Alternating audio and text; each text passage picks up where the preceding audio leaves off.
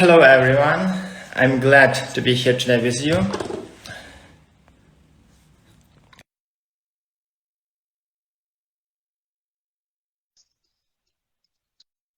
While we are waiting here, you can just put some smiles and tell if everything is okay with sound. Hello, good Hello, morning. Dr. Good morning, Koval. everyone. Good morning. I'm glad to be here today with you. And while we're waiting for the people coming for our stream, I want to ask you just a few questions, not about MSE, but the general ones about why you decided to become the orthodontist and what are your best experience with this profession, what are worst experience, and how everything set Yeah, it so as it is. I'm really thankful to you for inviting me to this live stream, and um, so my journey is like a lifelong journey. I got into the dental university, our Odessa State Medical University, after becoming a bronze medalist at the International Biologic Olympiad, and then I think it was maybe at the age of maybe 18, 19 that I started exploring myself and watching my symmetry and starting asking questions. Why is not everything so symmetric and ideal? You know, girls are always looking themselves and try to figure out how to look better. So that was my first question of how to become more symmetric. And then I started trying to relate the face with the teeth, with the bite, and I think I was a third year student at that time, and that was, and as you might know, my father, he's the clinical professor at Odessa State Medical University, so he teaches operative dentistry and therapeutical dentistry, and I thought that it was not quite my path, so I was thinking of something more, I would say, more complicated, and ortho was the one. So ortho is more about planning, more about thinking, not so about doing something new each time. So it's more of a, I would say it's 70% of thinking and planning. Wow. And so after third course, you decided Yeah, it to be was the third orthodontist, year. or It was the third year of my studies, and then I started shadowing one of the best orthodontists in our city.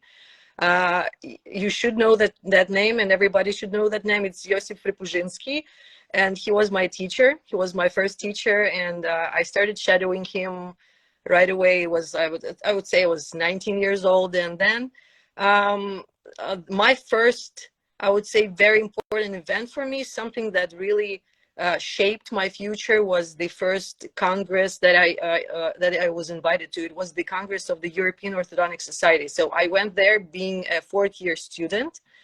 So it was, I would say it was maybe 2009, maybe 2000. Oh, it was super long ago, like almost 20 years ago.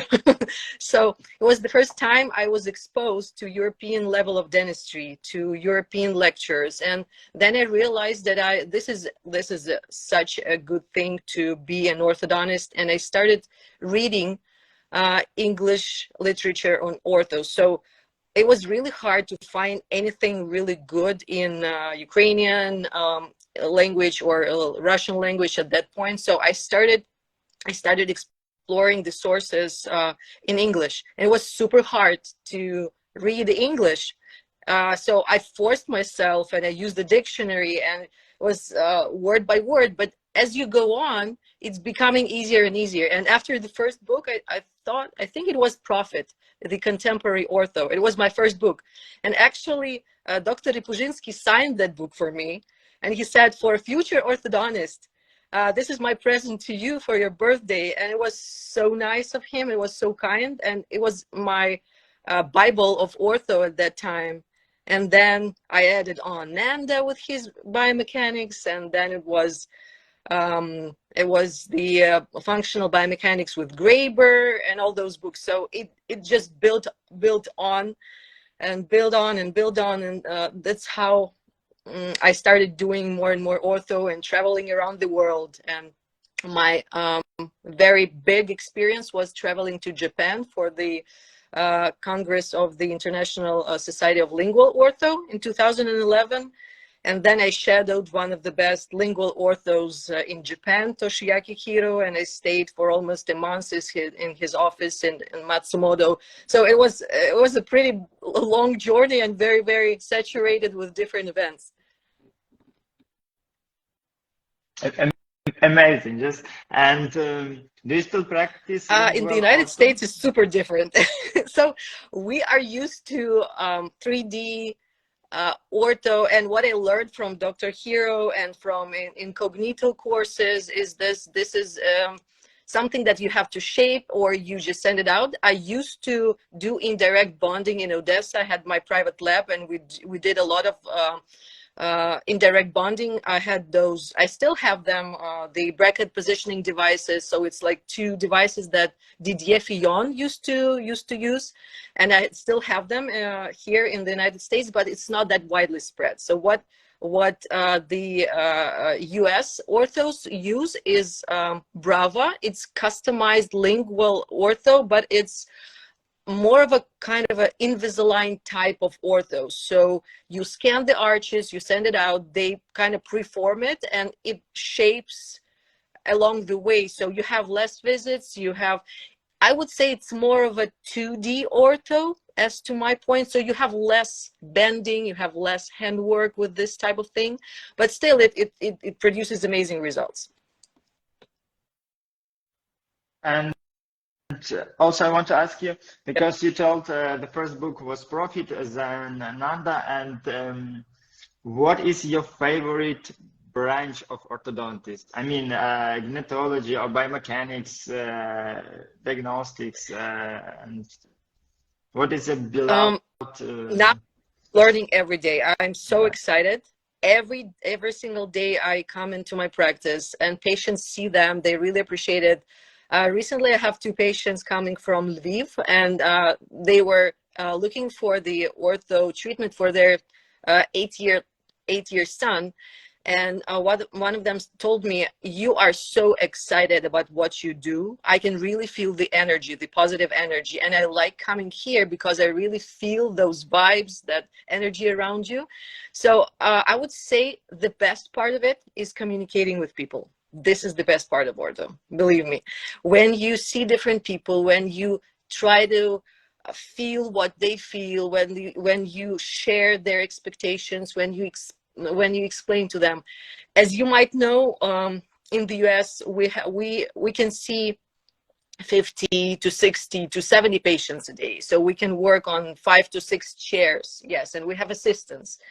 And it's a very high pace, so you can see a lot of patients in one day. And when you spend some time with the person, when you talk to them, it's a big people see that, they appreciate it, and this is the best part in the whole process.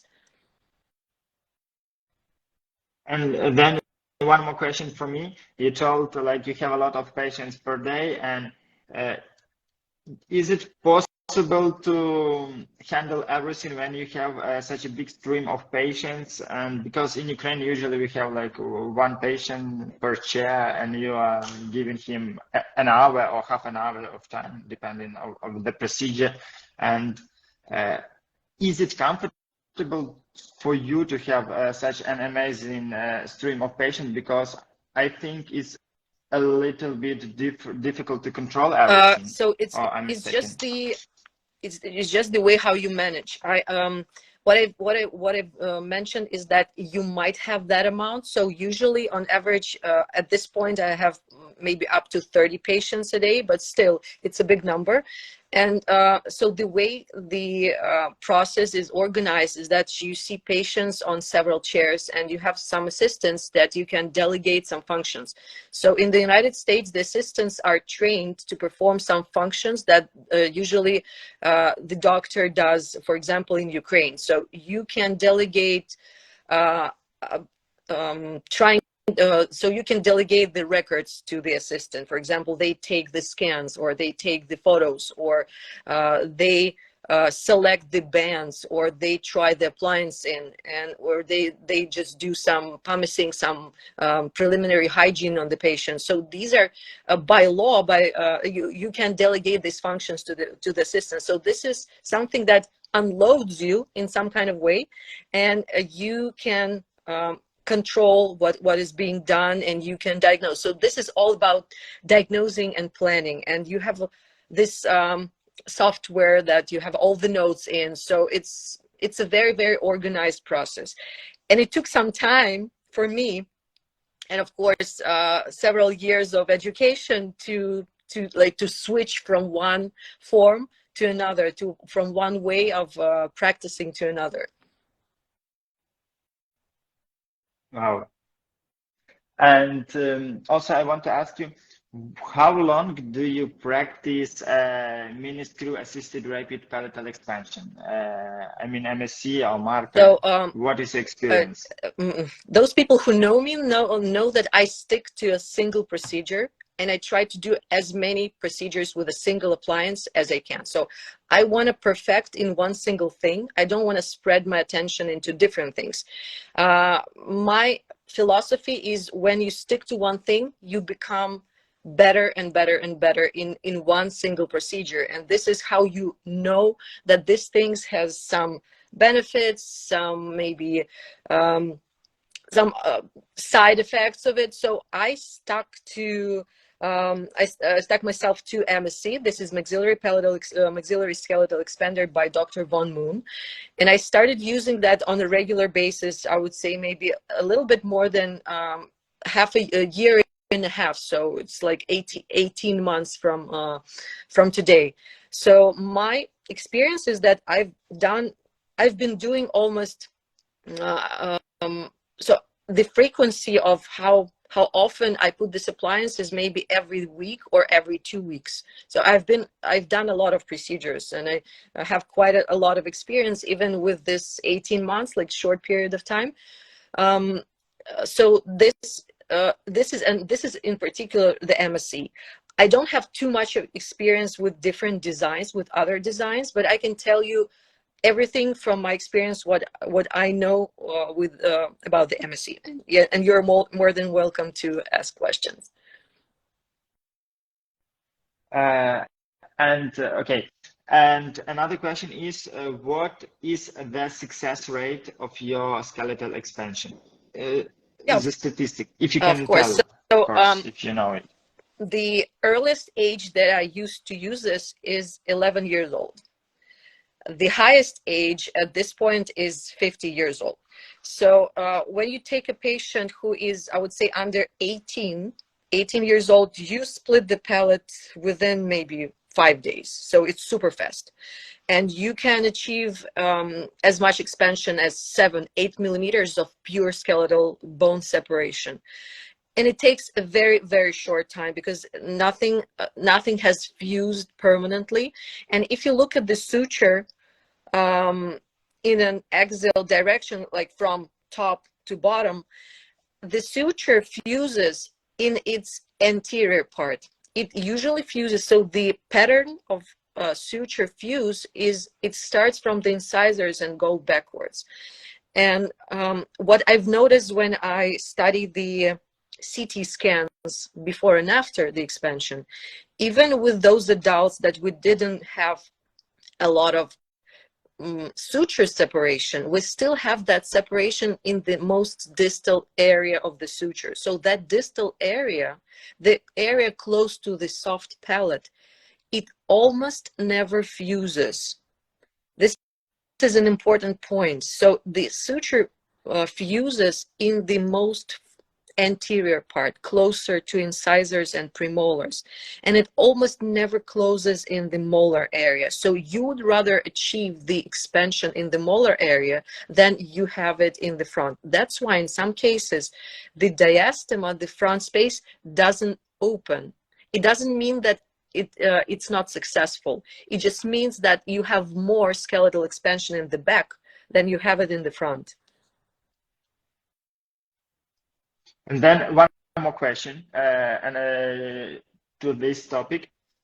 If we have more expansion in the back, And for example, if we just imagine, if we take another kinds of appliance, when we put screws a little bit forward, like they put in T-zone in MARPA philosophy, we can get the V-shape expansion when we actually have more expansion in the front area. And then we can have our bones, like the right maxillary bone and the left one, we can make a big auto rotation of the bone, and we can gain the protrusion of the maxilla because of that rotation. And I think it can be really comfortable for us in the class 3 patients when actually we have undeveloped maxillary. And maybe in this point we should think about putting screws a little bit forward, or you don't think that's the good idea? The philosophy and the knowledge behind MSE is that the screws have to be placed at the level of the mesial of the upper first molars, not anteriorly. Why? This is the philosophy behind the MSE. I know that Benedict Wilms, he kind of promotes different philosophy, but I can say from my point of view and from what I from what I see in my patients is that when you put, so the thing is that the closer you get to the palate, the closer you get to the palatal bone, and the closer you get to the pterygomaxillary suture here, you have this maxillary rotation here, because the maxillary rotation happens in this maxillary frontal suture here and in pterygopalatine suture here. So it's the complex that rotates outside and anteriorly and outside. This is the rotation here, and it happens here. You cannot rotate the maxillary complex with only the front area. You have to separate the sutures in here. And this is when you look at the CT scans after the maxillary expansion, even though you didn't have too much of movement here, this pterygomaxillary suture, it still separates, and you can visualize 1 to 2 millimeters of separation in that suture. It might be just not enough of expansion. Sometimes I do 2 rounds of maxillary expansion. If you know, MSE has 3 sizes. It's 8 millimeters, 10 millimeters, and 12 millimeters. So the some of the downsides is that you sometimes cannot fit even the smallest expander in the patient's palate, because you have to be super close to the bone, to the palatine bone, and you at the same time you don't want to compromise the alveolar process. You don't want to impinge that that mucosa, because it's super painful. Like the worst part of the maxillary expansion is when the metal impinges the soft tissue. This is the worst part. It's a nightmare for the patient. So that's why, knowing that, you don't want to fit and force this appliance in place. Also, so what I do with my patients, if the appliance, even if the smallest appliance doesn't fit into the palate, I do the regular rapid palatal expander. I reshape the palate, and then I fit the smallest MSE. But again, your question, addressing your question, we have to go as far as possible. You can, sometimes I put the appliance and the screws, if the first molars are not super reliable, for example, if there is a root canal or something like that that has compromised the tooth and the strength of the tooth, I put the MSE, I anchor it on the second molars. So I try to go as far as possible to be as close to the point of, so you know there is a center of rotation of the maxillary complex, like the whole thing. And this center of rotation is very, very close to the pterygomaxillary suture. So you have to go as far back as possible to be as close to that suture as you can. And there's also, the evidence also shows that even the spheno-occipital suture separates with this type of expansion. So it's here, it's the base of the skull. So this is how it works, and this is the philosophy behind it. I cannot tell for the other types of the other designs, but I can tell for this one.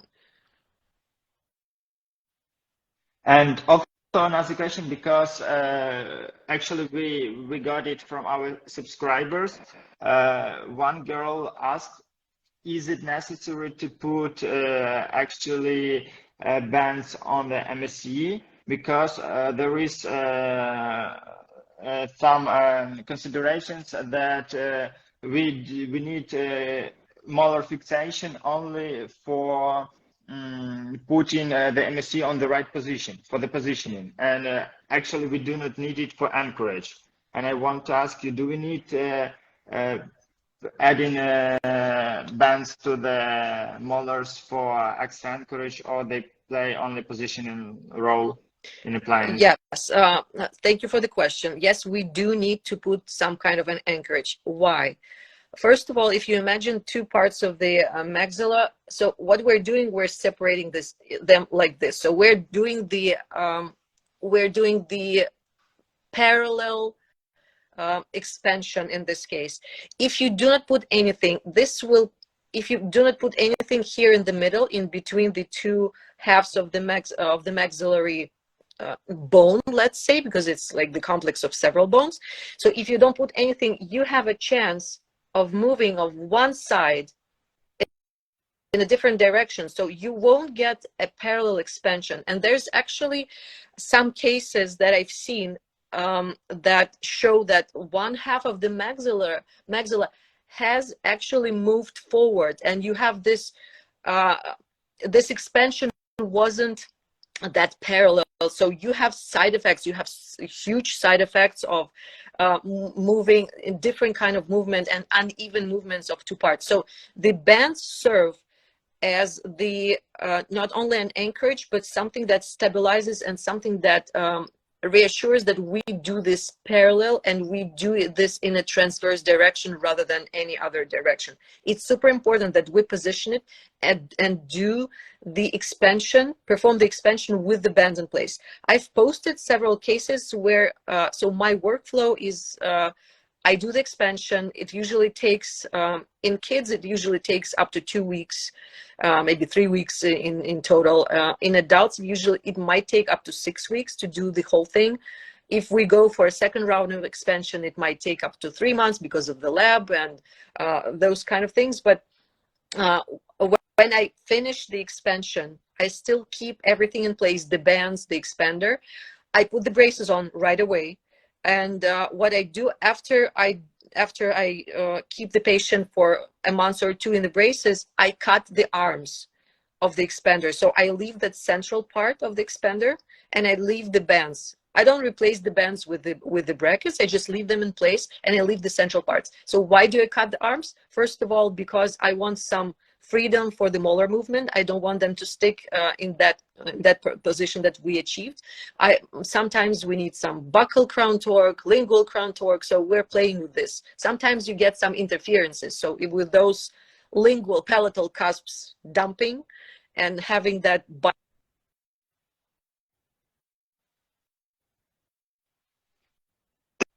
Dr. Svetlana, yeah, something better is with the now? sound. Yeah. Now it's okay. So Yeah, it's okay now. I cut the arms of the MSE and then I work on the molars. And I still keep that MSE for 6 months after I completed the expansion. So we need to keep that to allow the bone to grow in between two halves of the maxillary jaw. And one more question. You told that after expansion you put braces and when you have the days, because there also are two philosophies of treating.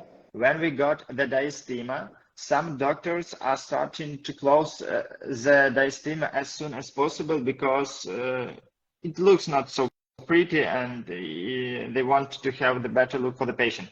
And another philosophy is telling that we shouldn't hurry up with closing the diastema because we still have no bone in the suture and we can have some problems with bone near the central incisors.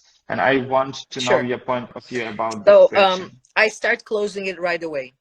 I'm not afraid of losing any bone. The roots are not coming out of the bone. The roots are carried. So you understand that we start with the round wires. With the round wires, the best thing we can achieve is tipping of the crown. So we never move the roots. So when I start closing it for one very big reason, to save the papilla. If you wait more than several months, you can lose the papilla, and this is a very important aesthetic part of the smile. So, and it's super hard to preserve it in this area. So I can do it in two ways. You understand that when we put the abutment and the the gingival part of the when placing an implant, we have to shape the gums in some type of way. So for this reason, for some patients who are super demanding in terms of aesthetics, I just close the diastema with composite, and I gradually grind it every month they come for an appointment. What composite does, yes, it serves two options, two goals. So first, it creates a better look for the patient. We just close that ugly gap. The second thing, it shapes their papilla. So the composite kind of reshapes the gum to keep that papilla in there. If I don't put that composite, in those patients who allow me not to do so, what I do, I just start closing that diastema right away, and it closes within 4 months. In my experience, I can close a 7-millimeter diastema in 4 months. So what I do, I start with putting a power chain on a round wire on 2 centrals first, and then maybe second, third months, I add 2 lateral incisors. And this is how I just redistribute that space, and I have those little tiny spaces behind the lateral incisors. It looks way better. Thank you for that trick with the composite, because it's so simple and so interesting. Actually, adding the composite to hide the diastema for a short time. And I also want to ask you about the contraindications for MSE. I mean, if we have the constricted upper jaw, like when we need to expand it, but what can be the contraindication for using the appliances? I would say the contraindications are general. It might apply to placement of the TADs themselves. So there are no like major contraindications for the appliance. It's just the same type of the expander as we used to use. It's just anchored to the bone. The very important part when we talk about the MSE in particular is that when we put the TADs, we penetrate 2 cortical bones. You have to penetrate 2 layers of cortical bone. One is on the roof of the mouth, and the other one is the nasal floor. So it's 2 cortical bones, and only this way you can have that good anchorage with the appliance. Other way, if you don't do this, the screws will just tilt, and that will increase the mucus and the soft tissue impingement. So if you see that the screws tilt like that, they just drag. So whenever we expand it, they keep dragging, and you don't actually get that expansion. So this means that the appliance didn't actually do much, or it did the dental component of expansion, but didn't do too much for the skeletal component. So the very first thing is that we have to penetrate the 2 cortical bones. And when I place the appliance, I tell my patients, you might feel like it's like you want to sneeze. You might feel some tingling sensation in your nose. Don't be afraid. You won't be able to touch the screw with your finger. This is a joke, but because it's too far back. But you might feel that sensation, which is totally fine. It means that we went all the way through, and I don't see anything. So my only concern is that we need to avoid soft tissue impingement as much as possible, because otherwise it creates a lot of inflammation on the palate. So if that happens, it has to be prevented right away. And you are talking about that test still, and I want to ask you if we have, with the patient has not a thick bone in the CBCT on that area, for example, it's really thin, and even if we do the cortical TAD engagement, are there any risk that the bone will be too thin and the TADs won't expand the maxillary and will just make that tilt that you said? or if we have done the bicortical engagement, yes, with the everything must be bicortical okay? engagement, you just so the bone thickness, it only relates to the length of the screw. In most of the cases, when you look at the CT scan, the thickness of the bone in this area is around 4 to 5 millimeters. So that's how the dimensions and the placement of the appliance are calculated. So you oftentimes use 11 or 13 millimeter screw to engage those two cortical planes. Excuse me. But anyways, if you penetrate two of them, there should be no worries about dragging those screws and not having the skeletal expansion. Okay, imagine we decided to put MSE. Do we need to maintain corticotomies to all patients, or there is no need to do it? And do you actually make that small cuts on the palatal to make easy expansion? And in what cases do you do I it, never if cut you do? the palate in kids or growing patients under the age of 20. It's just not necessary, because kids split super fast, and 18, 19, 20-year-olds also, they move very fast. Sometimes you can facilitate the procedure with the piezo surgery. For example, starting with maybe 25 years, 30 years and up. But again, you need to understand what goals you are trying to achieve. Sometimes you achieve you're aiming at increasing the airway volume in the throughout the nasal cavity. Sometimes you're trying to correct the crossbite. Sometimes you're trying to just reshape the maxilla. So the even with the cases when you have no obvious crossbite, which is an indication, which is the very first indication for the palatal expansion, if you look at the basis of the jaw, if you look at the base of the mandibular arch and the maxillary arch, and if you try to construct a perpendicular, so if you look at the base here and at the base here and you construct the perpendicular, sometimes you can see that some of the bites are really camouflaged cross bites, that the mandibular arch with the molars are super collapsed inside, which is the adaptation to the narrow maxillary arch, and this will be your indication for the airway opening, for the maxillary expansion with the skeletal type of thing.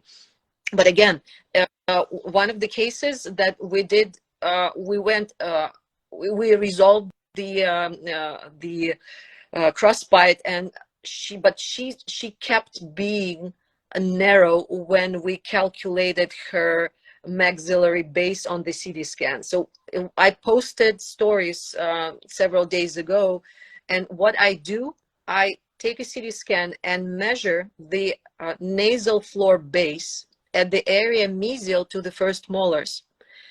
The number should be always more than 30 millimeters. If you see anything below, this is an indication for doing the maxillary skeletal expansion. And actually, about indications, what other measurements do you provide to make decision about skeletal expansion? What indexes do you look at? So I've noticed, as I've mentioned, the first thing that I look at the nasal cavity. The crossbite is an obvious indication, and you just need to resolve the crossbite. The second thing that I look at is the width of the base. So you have to see the relationship. It's not an actual number, because it's very individual, and there is no like a cut point for the numbers. But if you look at the maxillary and mandibular base, you just see how it relates to each other. If the mandibular base, you can even feel it. It's one of the Andrews parameters when they calculated the width of and the position of the root. So this is the mandibular base. You can actually feel it. It's the alveolar process here. And if this area is wider than the corresponding maxillary area. So this is also an indication. So it means that this is a hidden crossbite that was somehow camouflaged. A very important part that I look at is the nasal cavity on the CT scan. The inferior turbinates here, in some cases, they occupy all the space of the nasal cavity, and you can really see a very, very small airways. And you start asking a patient if they feel that one nostril breathes better than the other, or if they feel that they have stuffy nose all the time. So this is also like an indirect indication. I also, if you look at the axial view of on the CT scan, if you look from top to bottom, and you have this cut of the nasal cavity, you look at the protrusion of the turbinates into the nasopharyngeal space. So sometimes in patients who have a very constricted nasal airways, those turbinates, they just overgrow and they start occupying the nasopharynx with all the adenoids and tonsils protruding into that space. So that this is an aggravating reaction. It's like a vicious circle. The worse the patient breathes, the more the turbinates and all the tonsils, they grow. So we also have the evidence that almost 70% of those tonsil and adenectomy, they relapse. Why? Because the transverse dimension wasn't resolved. So all those tonsils, they grow back. All those adenoids, they grow back, because this is a body's reaction to persisting lack of space, persisting lack of airway, persisting lack of nasal breathing, because you have to develop that space first. You have to increase that space first. Everything starts from breathing. This is the first thing that the body does for itself. It saves. So it's a life-saving reaction of the body. Breathing, chewing, you have to make some food, some nutrients for the body. But if talking about breathing, if the body feels that not enough oxygen comes into the body, it means that we have more of an anaerobic microorganisms developing in those areas, and we have more ongoing inflammation, which goes into those adenoids and tonsils and inferior turbinates overgrowing. That's why we have to expand it first. We have to increase those airways. We have to increase those actual physical space for the air to go through the nasal airways. And what measurements are you usually do for airway analysis? 2D ones or 3D ones, and how do you actually look at the airways? You already told that you measure the roof of the nasal cavity, but what are the other simplest way actually? is to take a lateral cephalogram, cephalometric radiograph. So like the easiest way is to communicate it with the patient. You have two dimensions on which you can actually control. First is this nasal width, and the second one is the actual oropharyngeal space. So this is the area that this is affected by the tongue muscles, and if the bottom jaw, if the mandible is retruded too far back, you have this oropharyngeal space, you have it super narrow, and it can be easily visible on the lateral cephalometric radiograph. So in class 2s, in severe retrognatic mandibles, we have this space collapsed, and you can see that. So the minimum space of the most constricted area of the oropharyngeal airway space on the lateral view shouldn't be less than 10 millimeters. So you just choose the most constricted area, you measure it. It shouldn't be less than 10. This is another measurement that I also always refer to, and I explain it to my patients. So it means that we're working in at least two dimensions. We're working transversally, and we're also working sagittally when we move the mandible forward by opening that space, and also by moving the tongue up. Okay, and then another question.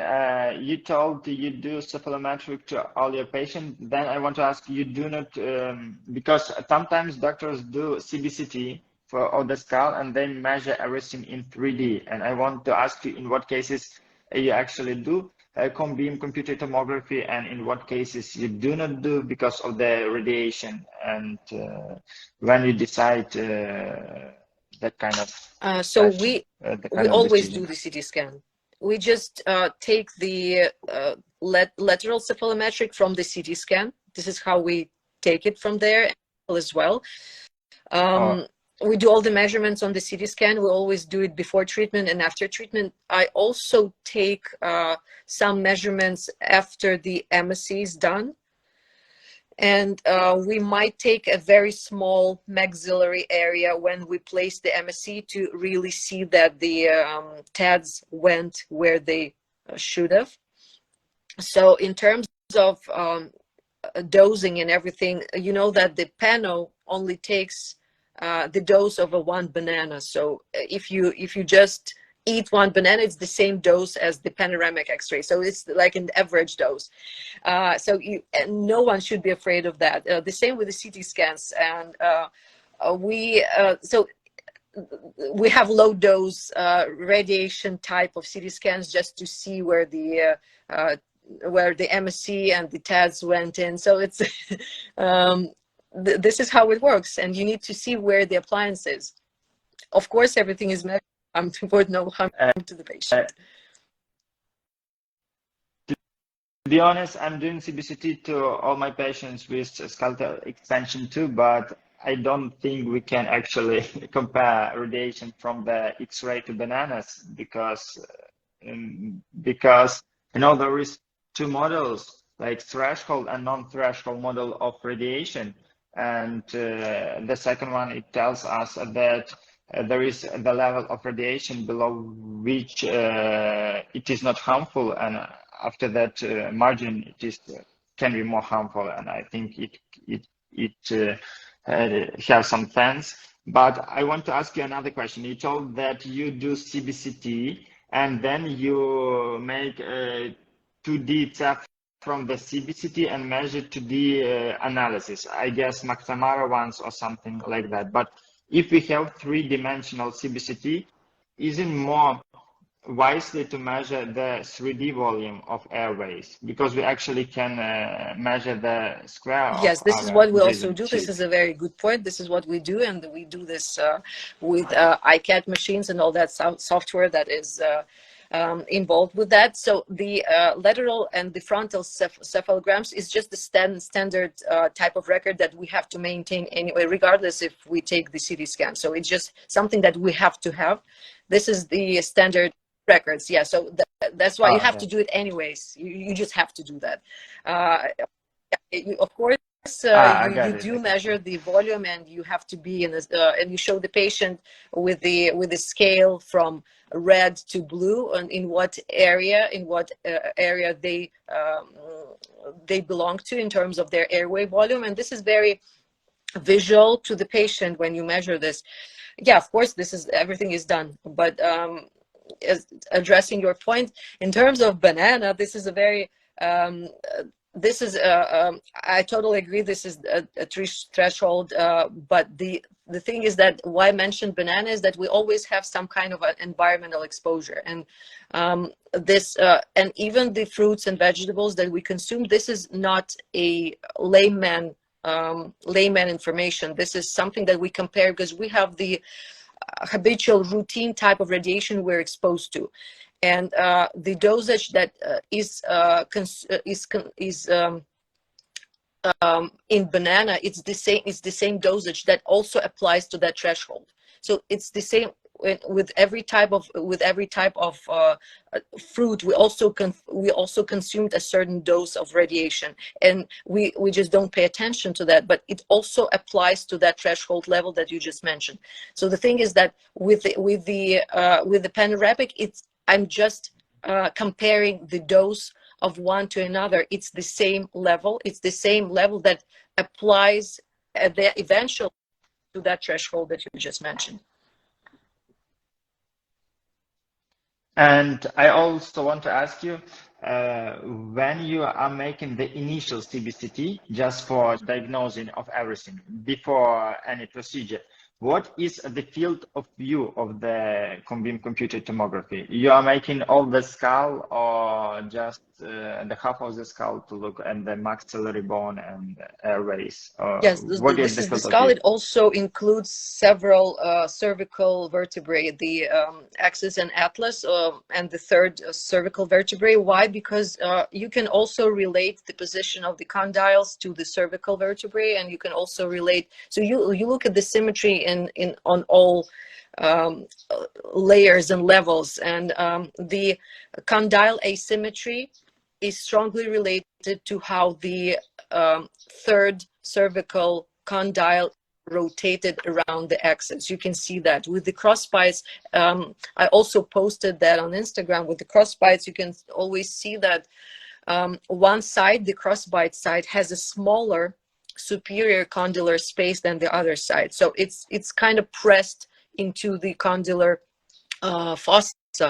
The same with the cervical vertebrae. So the vertebrae actually rotate to the opposite side. With the crossbites, when you take the frontal ceph, you can always see that there's always, I don't know if it's clearly visible, but you can always see that the head is positioned to the side relative to the spine, to the cervical area of the spine. This is a very common finding in all crossbite cases. So you can see that we're not only treating the teeth, it's all related to the head posture, to the shoulder area, and to the girdle, and to the all the muscle chains. I'm not diving into that so deep, but you can obviously see that, and I don't restrict myself to short volumes. It's always very informative to look at the condyles and the cervix as well. If you have a chance to get that amount of information, this is super helpful.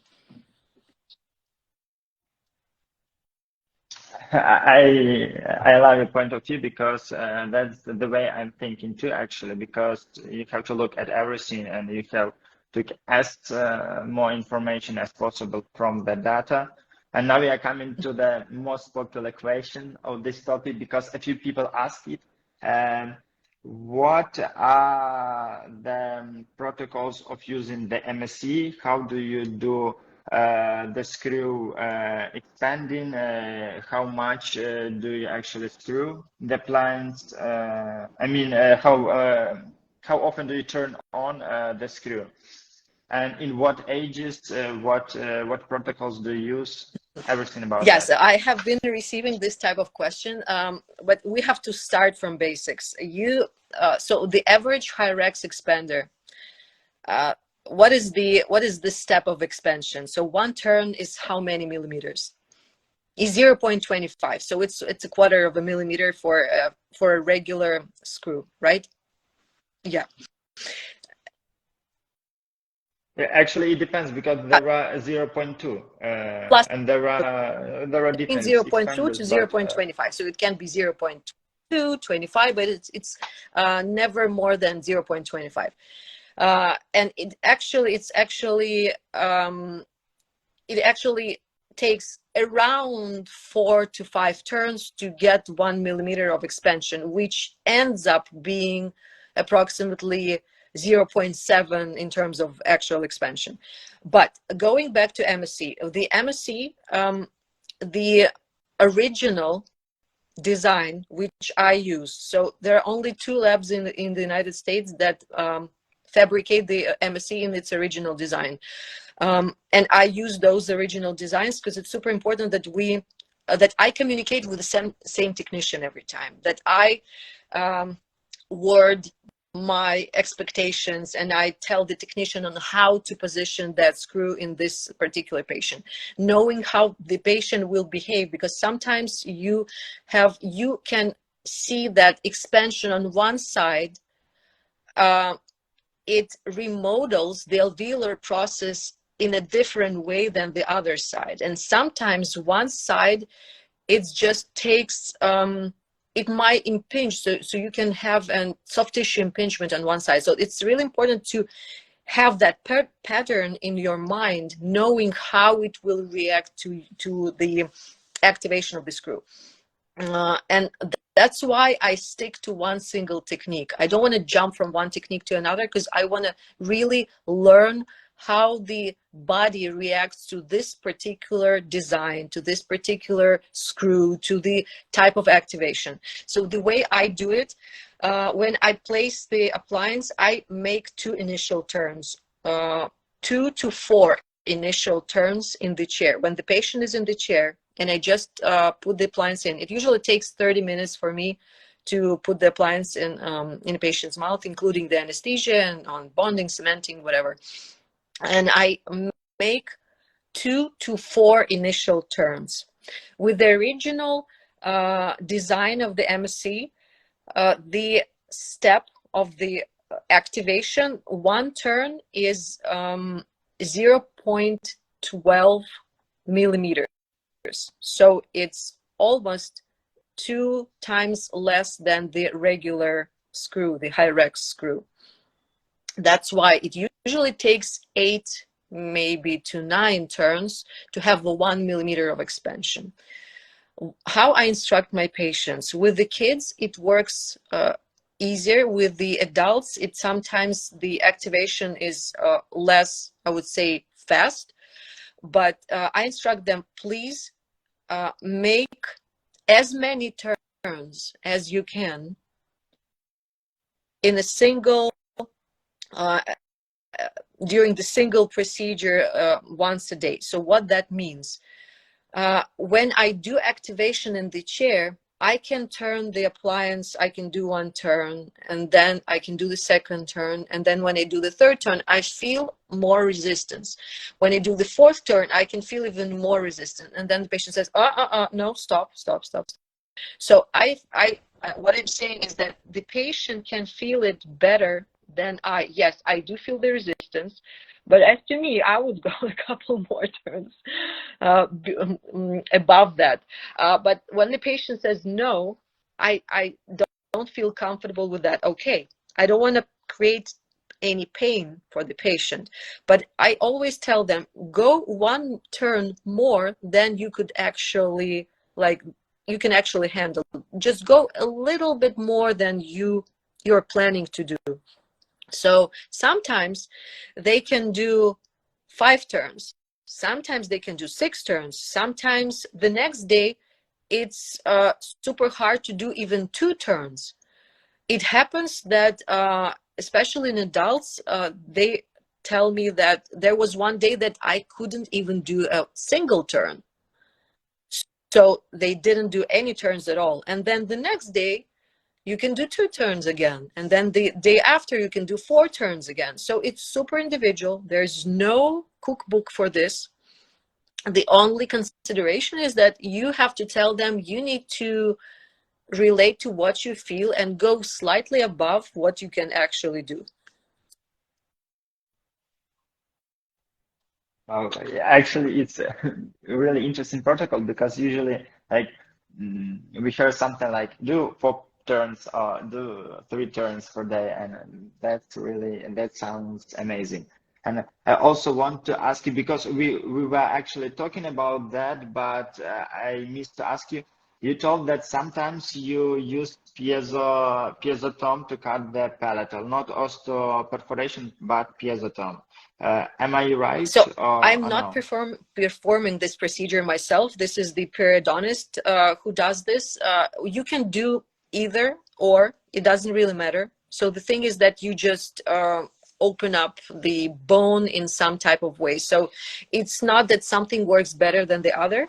It's just you choose the procedure that is less traumatic for the patient, that is handled better, that is faster. That's it. So it's only, and what I would suggest is that there is no point in going all the way back, because as I've mentioned, that part of a suture, it almost never fuses. At least you can see that on the on the CT scan. So that part that is actually covered by the screw. So when we do the piezo, we do it after placing the appliance. I place the appliance, and then immediately after at the same appointment. So we do it as a team, and we do the piezotomy across the palate. And I want to ask you, when you do piezotomy, do you cross just the palate with the gingiva, or you make a small cuts and put piezotomes from that inside cuts the bone not to cut the gingiva? So we do the little cut Yeah, with the blade, and then we insert it and go into the bone. Because I actually had one unpleasant situation. I put it it was the Marpi appliance, but actually it doesn't change something. Like we put the appliance to the patient, and then I was doing cutting with the piezotome, and I was doing like the small cuts in the gingiva, and then I was cutting the bone through the piezotome. And in a few days we got the suture opening, everything was okay. But in a few days there was a situation when the gingiva raped, like we got the rupture in the gingiva, in the palatal, and it was really unpleasant. I guess I make too much gingiva cuttings, and it was too much force for the appliance. I think I should give patient more time for gingiva to retreat. That's why I'm asking that question about all the protocols, because I had that situation and it was really unpleasant, because we have to turn screw back, to wait to put some to wait for the coverage. And I also want to ask you your worst. Glad to hear you again. I guess there is some limitation on the time in the Instagram streams, but I save the previous stream and we can continue. Perfect. Discussing the topic. Yeah, so as I was saying, it's better to prevent than to try to cope with anything that you got, any complications. So I would say that the soft tissue impingement is the worst case scenario, and I hate to see my patients suffering and being in pain. This is the worst thing. So it's not worth putting patients in that much pain. They're no longer motivated in doing this kind of stuff. But anyways, you just need to explain everything in advance. You need to say what kind of things patients can expect and how we can cope. Because with all those videos that I posted, even with that one MSE video that I posted on YouTube, I keep getting a lot of questions from patients. For example, my doctor did this, and why is it not going, and why is it not moving, and what should I do? So of course, I'm not commenting on how the doctor should proceed with that. I'm only saying that the doctor is the best person to go to. You ask your doctor, because you just try to communicate to your doctor and ask out all the questions about how to proceed in this case. Just try to report all your feelings, all your experience with your doctor. It's the best thing when you talk together, and this is the fastest ways to resolve all the situations. And I also want to ask you, did you had that scenarios when patients gone asymmetrical after expansion, or you never seen that in your patients, but maybe you seen in the practice of your colleagues?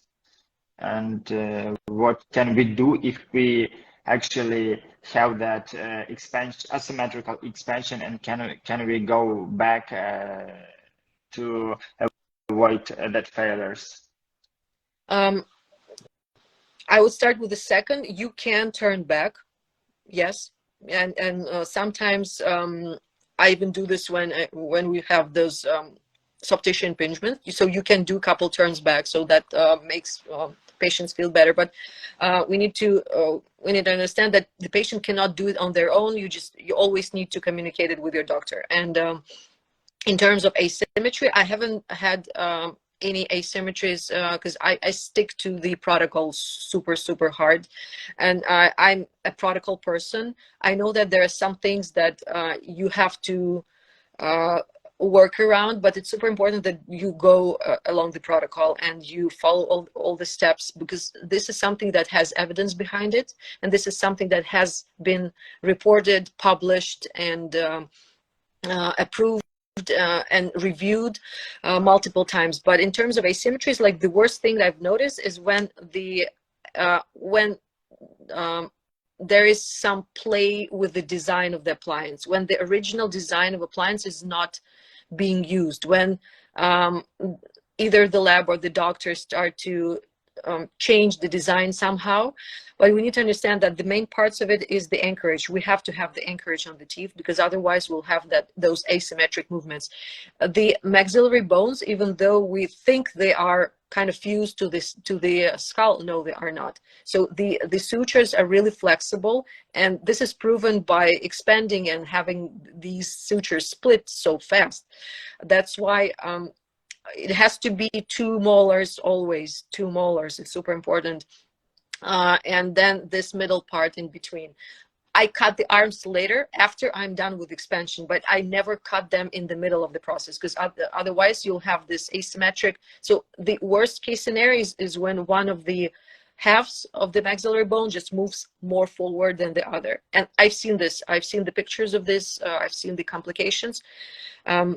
It's not the best thing. So it's really hard to correct this after. And you don't have an actual anchorage to pull this half back.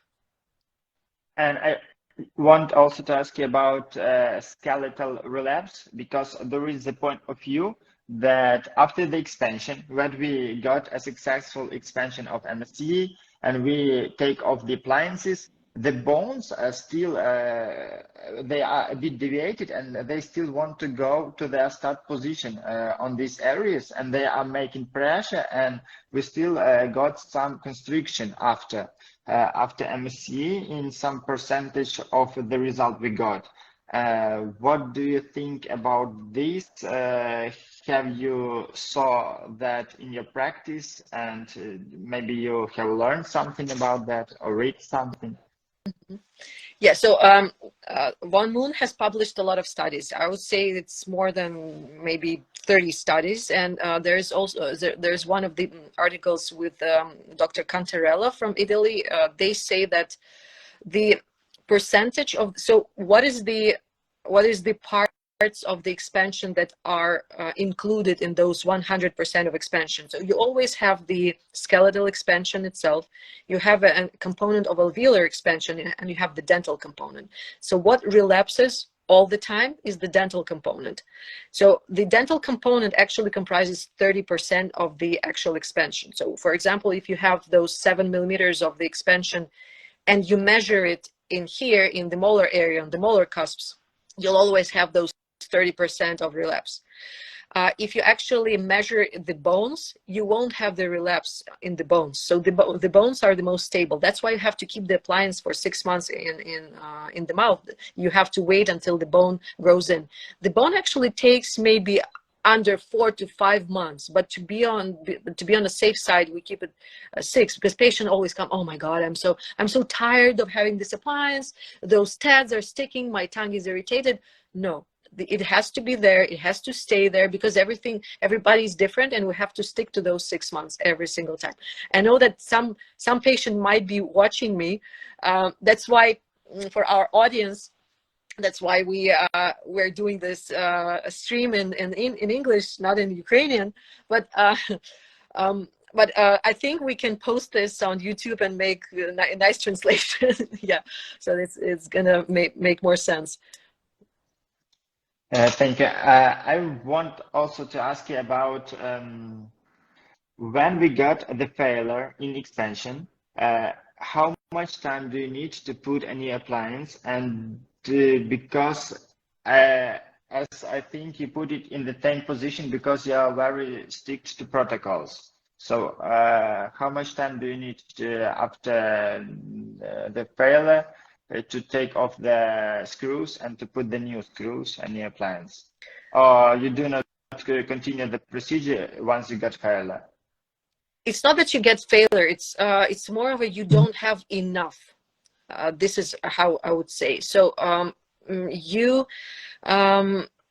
So what I do with the, I always call it the first round and the second round. For example, if we didn't achieve the necessary amount of expansion with the first round of expansion, usually why it happens is because we are not able to fit the largest appliance from the beginning, and the smallest appliance, like 8 millimeters, is just not enough for that patient. So this is when we go for the second round. What I do, when we're done with the first round of expansion, I still have my appliance, I still have the bands, I still have everything, the screws. I scan the patient, I send it out to the lab. They position the new appliance digitally on the lab. We have one of those pictures. Yeah, you just posted in your stories. They put it digitally, and when I get this appliance back, I just take it out the old appliance and I put the new appliance the same day. And are you not afraid about putting the screws in the same holes of the previous screws, even if the technician have done everything correctly and precise? We change them. We move them. We move the positions of the holes. Yeah. Okay. Yeah, that makes sense. And I also want to ask you about, because you told that you use MSE from 11 years old, and I guess you use CBCT from 11 years old, 11 years too, for your patients. Oh no, what is, and till 11 years, you use Marco Rossi appliances and just simple hierarchy appliances. Just tell me, please, your protocols for younger patients. And what is the age when you start expanding the maxilla? I know it depends, because sometimes patients have some complications and mandibular lateral shift because of constricted upper jaw. But I want to know some general, maybe, your protocols about younger patients. I started at the age of 5. This is the youngest that we can do. First of all, this is the age when the patient is more kind of compliant and understanding. It's really hard to work on 4-year-olds, and I always, so like my best protocol is the non-removable appliance. It's some type of modification of the Hyrax. It's either McNamara expander, or it's the classical Hyrax expander. I can do 2 protocols. Most of the time, it's the rapid palatal expansion. It's the rapid palatal protocol. In less number of cases, it's the slow expansion. So with the rapid palatal expansion, we usually do 2 turns a day, and it usually takes up to 2 weeks to get the necessary amount of expansion. With the slow expansion, we do 1 turn twice a week, and it usually takes way longer. So it may take 3-4 months to achieve the necessary expansion. So it depends. It depends on the patient. It depends on the age. As I've said, most of the times it's a rapid protocol, rapid expansion protocol. For the mandible, I also do Hyraxes, but it's always a slow expansion, always. You do Hyraxes for the mandible, you told? And does it make sense? Because like you can't gain the actually bone expansion in the mandible. You just put in the teeth, and expander making big forces, I guess, for that teeth. So what we're doing in the mandible, because of course the anatomy is super different, and the bone is super different, and we have more cortical bone. The mandibular expansion I use primarily under the age of 10 in the mixed dentition, and so what that does, it stretches, it remodels the alveolar processes. It helps to, of course, there's an indication you won't put this in a you can't alleviate some severe crowding with that, just to allow for some kind of growth. But this is always a part of, so in this age, starting 5 to 10, it's always a part of a more complex protocol, which involves also myofunctional therapy and tongue posturing. So this is not about just creating space and moving teeth. You know that the arches are shaped by the tongue and the cheek muscles, like if we're talking in general. So if at the age of 5, you can remodel anything, literally anything. And if you have an asymmetry in a 5-year-old, and if you have that severely shifted chin to one side, you can remodel the length, the height of the ramuses on each side. This will remodel. They will change their height by only correcting the crossbite for that patient and only expanding the upper arch.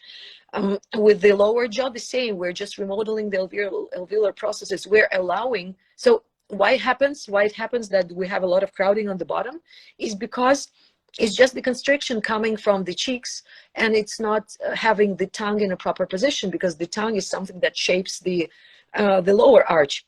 I'm sorry. So for that, you're just helping the actual growth that happens during those growth spurts to occur.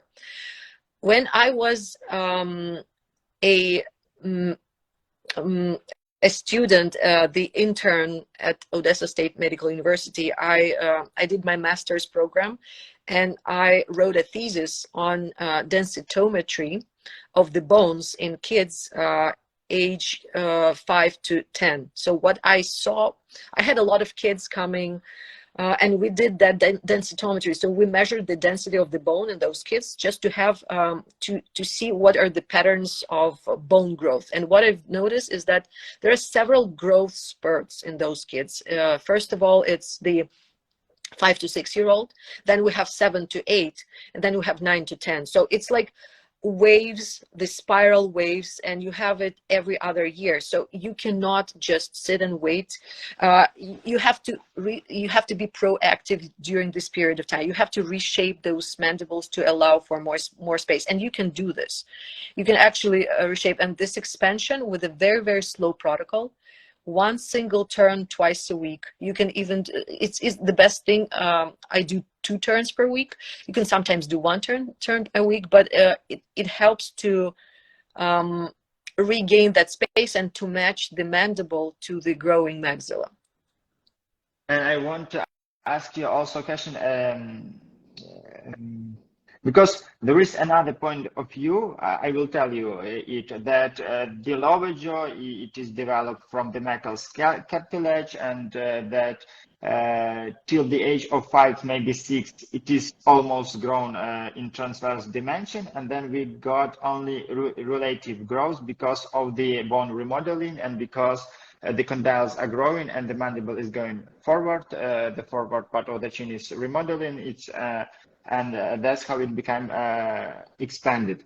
And this theory, it tells us that we can't influence in the expansion of the mandible. And there is also another theory, like you already mentioned it, the functional mass mod, the functional matrix of Moss, that everything is developed from the cheeks and tongue. And there is one point of that theory that the tissues have their limits of growth, and once we achieve the limits of growth, the organism stops growing. What I wanted to tell you that, for example, our mandible is still growing, and we will, for example, we will somehow expand it. And if we will expand in the next few years after that expansion, the natural growth of the mandible will stop, because we will reach that limits of growth. Do you understand what I mean? That's what I know. That's the theory, but it's like one of the popular theory of bone developments, and that's why I'm asking this question, because it really differs from the ideas that actually you told us. Yeah. addressing this. So you've mentioned the patterns of mandibular growth, and if you go back to Dr. Bjork studies, he put the implants and he studied the mechanisms of lower jaw remodeling. And of course, as you've mentioned, the lower jaw grows with the apposition on the distal of the ramus, and with the resorption on the mesial, on the anterior of the ramus. It also grows with the vertical growth within the condylar neck. What happens within the body of the mandible is that we constantly have this remodeling, and it's not that it's we have some growth areas here. No, it's the constant remodeling, and it also happens throughout the life.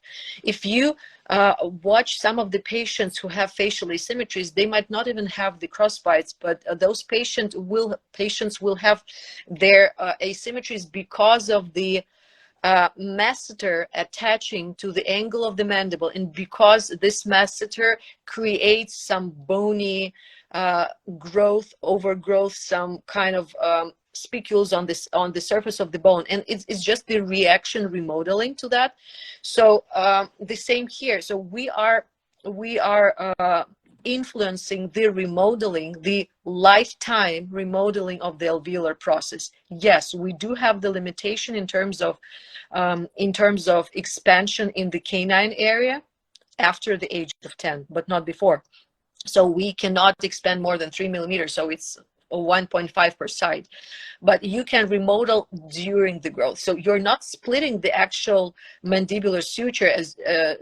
As we both know, the mandible has merged. This suture has merged at the age of 1. So within the first year of age, it's very different from what happens within the maxillary suture, which fuses at the age of 10, 11ish. So 10 for girls, 11 for boys, a little later. But for the mandible, we can still remodel. We cannot remodel it to a big extent, but under the age of 10, we totally can. I got it. Like finally, I got the puzzle in my head, because I remember that research of Bjork in Copenhagen, and because he told that we got the basis of the mandible near the nerve, like near the mandibular canal, and that structure is not changing. But yes, actually, other structures can be changed, and that's interesting. Thank you so much. Actually. I guess we have to finish our translation, because my cell phone battery is almost done. Only because of this, because if we want to make it a little bit longer, I won't be able to save the broadcast, and it was really interesting. Dr. Svetlana, thank you so much for being today with us, for sharing your ideas, for sharing your knowledge, experience, and information. Personally, for me, I got a great pleasure being today with you, because the stream was really exciting. I hope our subscribers were excited too. Hope we will meet with you again. Thank you, and glad to meet you. Thank you very much, Nazar. Thank you for organizing this event. I would say this was the first time for me actually doing a live stream on Instagram.